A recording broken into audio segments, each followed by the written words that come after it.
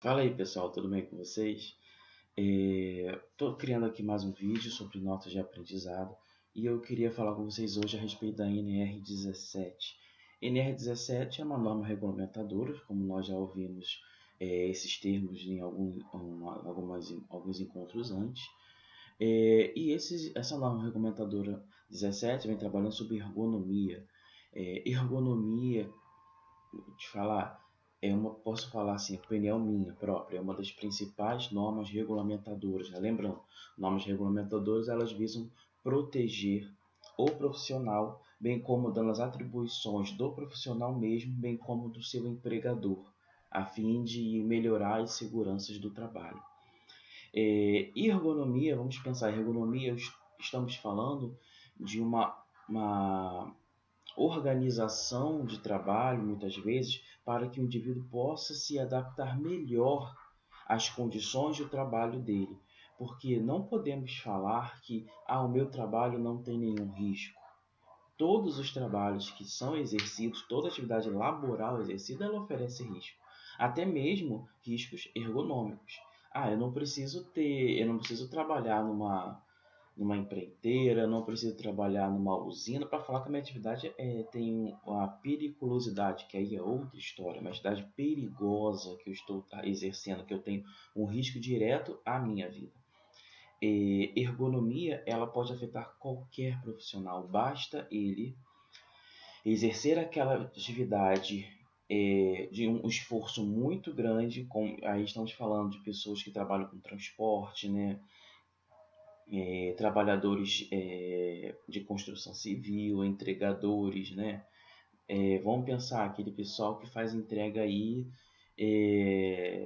Casa Bahia, tem que entregar geladeira, tem que entregar sofá, tem que entregar fogão, tem que entregar estande, tem que entregar aquilo tudo. Então ali é uma atividade ergonômica agressiva para aquelas pessoas que estão levando, né? Porque querendo ou não, venhamos e convenhamos, né? Até quando o entregador do gás pergunta: quer que instale? A gente às vezes agradece, né? Porque é muito exaustivo, então temos que pensar nessa pessoa que está entregando gás, que para a gente é um conforto, beleza, eu não estou carregando peso, mas ele está gerando um estresse no corpo dele que pode levá-lo a desenvolver um mal ergonômico por causa do peso e da atividade que ele trabalha. Mas não só pessoas que trabalham com peso são afetadas pela ergonomia. Trabalhadores de escritórios, telemarketing também trabalham muito, que ficam às vezes muito tempo naquela mesma posição. Então sim, a posição de ficar sentado, digitando, ficar sentado então às vezes ouvindo aí as demandas do dia, né? Pensando aí a questão do telemarketing, que acredito eu que seja uma das profissões muito desgastantes, não só pelo seu físico, mas pelo psicológico, porque infelizmente podemos falar que telemarketing trabalha numa área em que ninguém está muito afim, porque quando a gente até olha, né, vamos brincar um pouquinho, eu sou do Rio de Janeiro, vejo São Paulo, Espírito Santo, Minas ligando, a gente atende? A gente pensa, já até brinca na hora, meu Deus, é dívida, não vou nem atender. E quando atende, sabe que tem pessoas que não são tanto quanto educadas o suficiente para poder lidar, porque não é culpa da pessoa que está ligando, que está vindo falar, né? Mas às vezes a carga toda fica em cima dessa pessoa. E é uma pessoa que fica às vezes ali naquela posição durante longos períodos de tempo. E como também, vamos falar aqui, hoje em dia também podemos já entrar com o mal ergonômico, alguns maus psiquiátricos, né, por conta do estresse. Estresse ele também pode ser trabalhado aqui no Brasil, por exemplo, ele está dentro dos maus ergonômicos, né? O estresse de trabalho ele está dentro aqui, pelas nossas instâncias de saúde. O estresse ele entra dentro de um mal ergonômico, tá? Então podemos falar que os desgastes psicológicos também podem ser enquadrados dentro da NR17. Mas assim, quem como que a gente faz isso? Como é que eu posso proteger o meu funcionário? Ou como eu, enquanto funcionário, posso me proteger da minha atividade do dia a dia?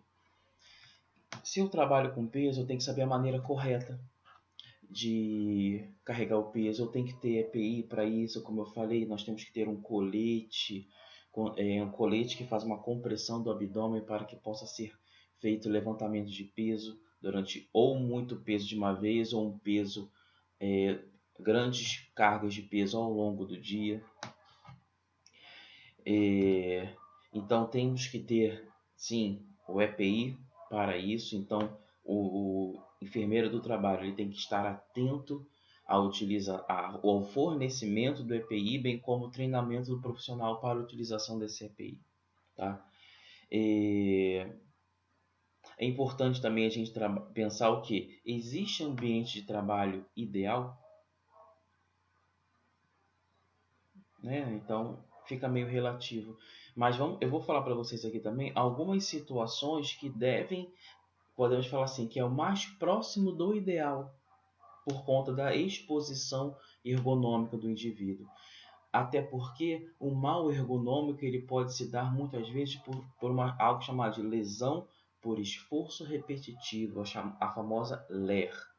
Né? Estamos falando de que, por exemplo, trabalhadores de escritório ou até mesmo profissionais da saúde, aí incluímos o próprio enfermeiro e o técnico de enfermagem. Algo chamado de tendinite. Né? Imagina você ficar o dia inteiro numa mesa sentado de frente a um computador digitando.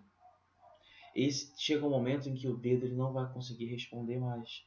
Tem pessoas que já têm um agravamento maior, ou então a prévia do agravamento da tendinite, em que ela percebe que do nada o dedo dela mantém o movimento, como se fosse do mouse, ou alguns espasmos musculares em que ela, como falou, espasmo, ela não controla.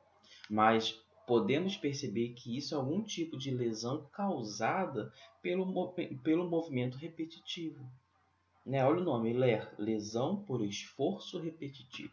Então podemos falar que causamos uma lesão ao nosso organismo pela repetição do mesmo movimento. Por que o trabalhador de enfermagem entra aí? Por que esse profissional de enfermagem ele cai dentro dessa LER? É uma coisa muito simples. Tanto pela questão burocrática que o enfermeiro e o técnico eles têm que lidar. Então, escrever na mão ou digitar é algo que acontece durante um plantão diversas vezes. Como também a questão de aplicar medicação, aspira, aplica, aspira, aplica, aspira, aplica.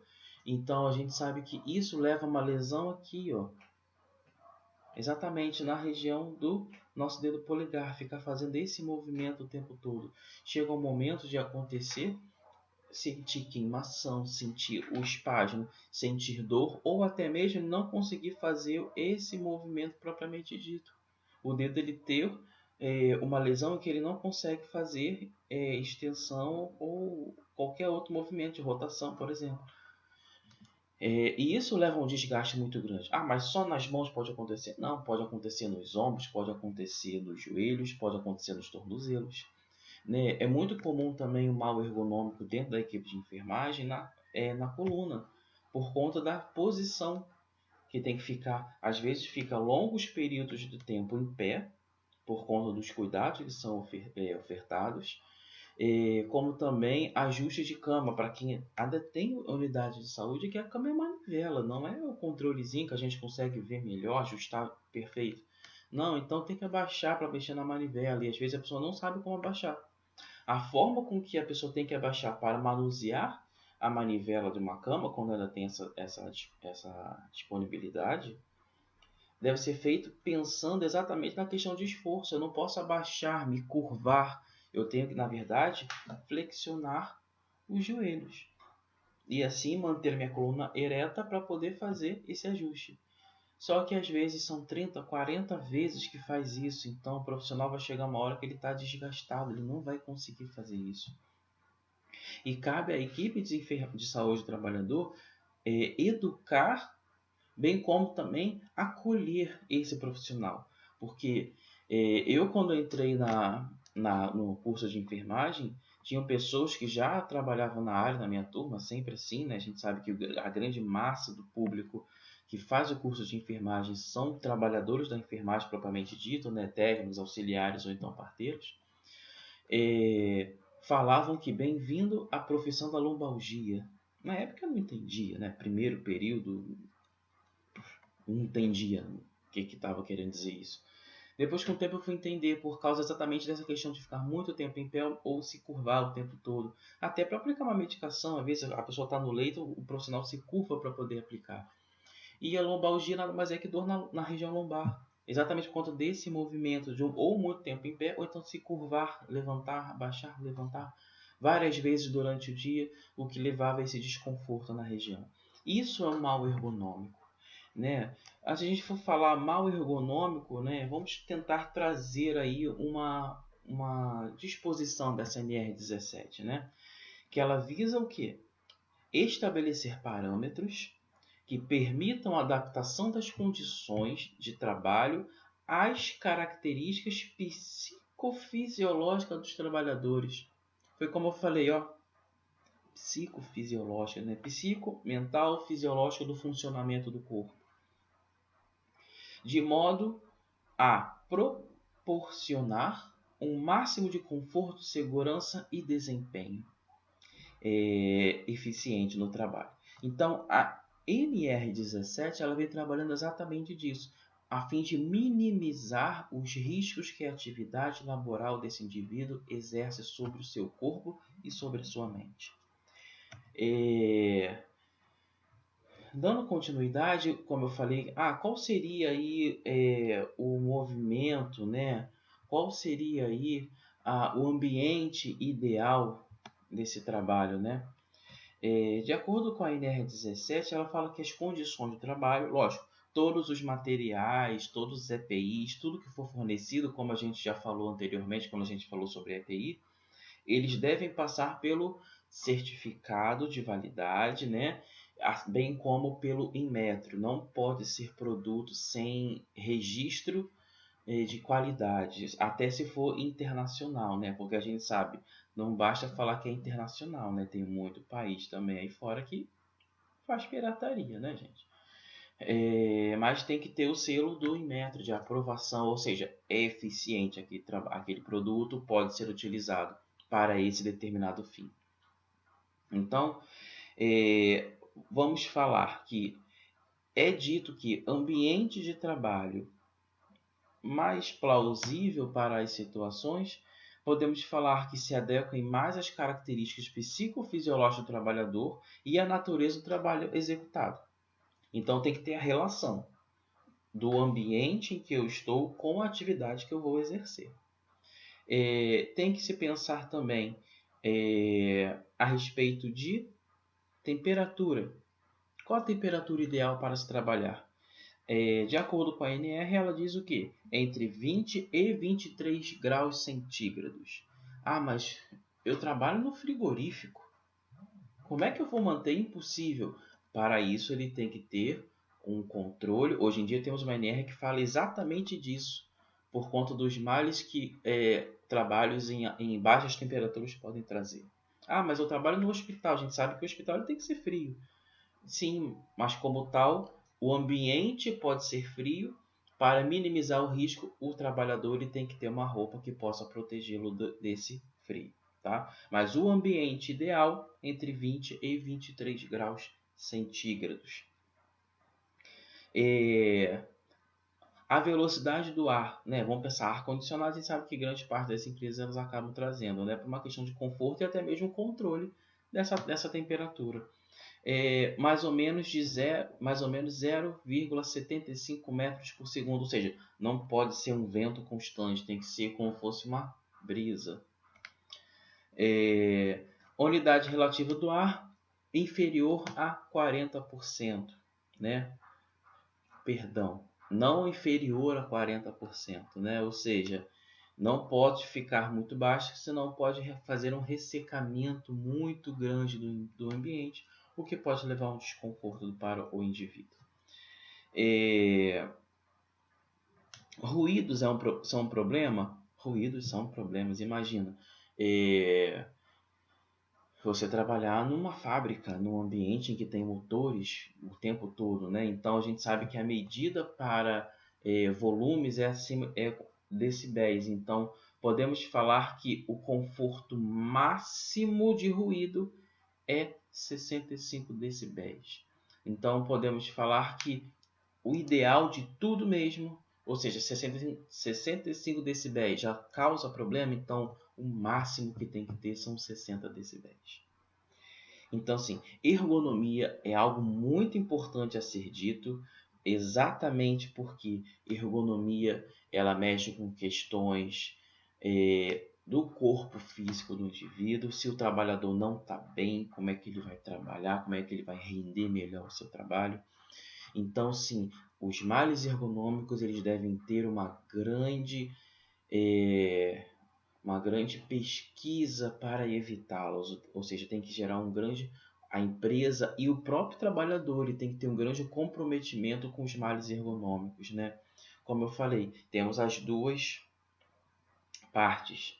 O trabalhador ele tem que ser treinado pela instituição que ele trabalha para reduzir os males ergonômicos. Vamos pensar aí, não sei se vocês já viram, acontecer ginástica laboral a fim de diminuir as áreas de compressão de estresse do indivíduo. Né? Eu já vi fazer até mesmo no supermercado, eu acho que o pessoal não estava muito bacana, mas um educador físico foi lá todo animado no mercado com as mulheres que ficavam no caixa e falaram que metade dos caixas fecharam porque estavam fazendo práticas de alongamento a fim de diminuir o estresse do seu posicionamento. Então, tem posição correta para o computador? Sim, ele tem que ficar numa coluna reta, causando conforto na região lombar, então tem que ter uma cadeira que forneça esse tipo de conforto. A tela do computador não pode ficar muito próxima, nem ela tem que ficar inclinada a ponto do indivíduo não ter que ficar precisando mexer o pescoço toda hora, porque é muito desconfortável você ter que toda hora ficar mexendo o pescoço, ou então ficar com o pescoço fletido durante grande parte, que começa a dar, quando você tenta voltar para a posição inicial, já tem uma certa resistência, causa desconforto. E outra coisa também, as mãos não podem ficar muito abaixo, nem muito acima da linha dos ombros propriamente dita, causando assim um conforto maior. E também os pés. Os pés eles têm que ficar não só com os joelhos em 90 graus, porque a longo prazo isso vai causar um desconforto, então tem que ter um ajuste exatamente na região dos pés para causar um conforto nos membros inferiores também. Então, sim, até mesmo questões de iluminação elas devem ser controladas. Um ambiente muito claro pode causar lesão nos nossos olhos e pode causar um desconforto muito grande para o indivíduo a ponto de ele não conseguir visualizar bem os ambientes. Então, sim, quando eu falo de ergonomia, eu estou falando o quê? Do ambiente.